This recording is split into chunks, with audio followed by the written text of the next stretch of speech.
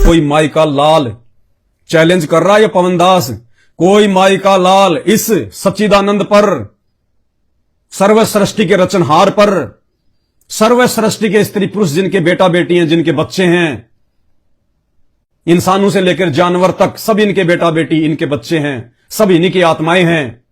इस आत्माधार पर, नाथों के नाथ पर, संत रामपाल जी भगवान पर कोई माई का लाल बलात्कार जैसा घटिया आरोप सिद्ध कर दे, साबित कर दे, ये पवन दास उसी समय अपनी गर्दन काट के रख देगा, गर्दन काट के।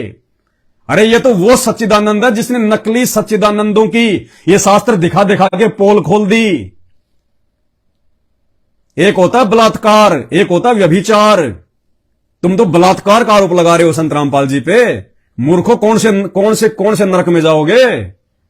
पहले संत को पहचान लो, देखा देखी मत किया करो कमेंट से, बहुत महंगा पड़ेगा। ये आध्यात्मिक जीवन है। हमारे गुरुदेव कहते हैं घास के तिनके की भी निंदा नहीं करनी चाहिए, बिना सोचे समझे, बिना देखे। ना जाने कब हवा चले और वो तिनका आंख में गिर जाए, बहुत ज्यादा पीड़ा देता है। तुम तो परम संत की निंदा कर रहे हो बिना सोचे समझे, बिना उनके विचार सुने, बिना उनके सत्संग सुने। किसी भी महापुरुष के विषय में यदि पहले जानना है तो पहले उसका जीवन चरित्र देख लो, उसके विचार सुनो। कहते हैं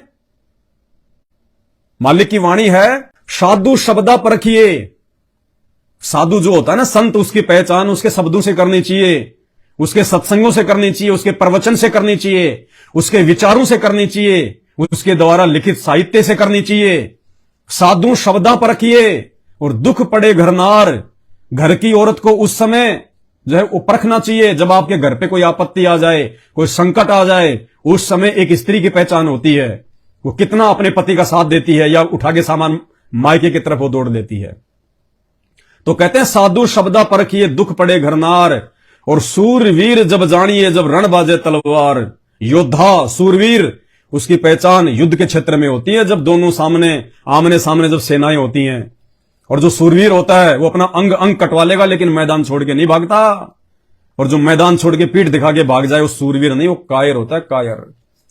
तो पहले संत रामपाल जी के विषय में जान लो, पहचान लो इनको, इनके सत्संग सुन लो। हवा में तीर मारना छोड़ दो, बहुत महंगे पड़ेंगे। तुम्हें इस काल भगवान का ये कर्म आधार का नियम नहीं पता अभी तुमने। इस जुबान से निकले एक एक शब्द की कीमत चुकानी पड़ती है।